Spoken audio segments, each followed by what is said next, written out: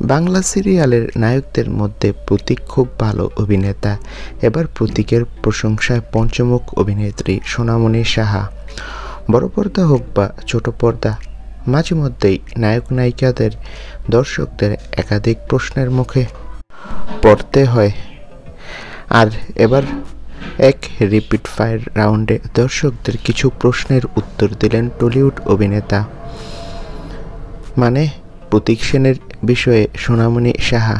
এই rapid fire রাউন্ডে সোনামণি সাহা এক গুচ্ছ প্রশ্নের দর্শক বাংলায় সিরিয়ালে প্রশ্ন ছুড়ে দেন। আর সোনামণিকে প্রশ্ন করা হয় বাংলা সিরিয়ালের স্টার হিসাবে কাকে বেশি ভালো লাগে।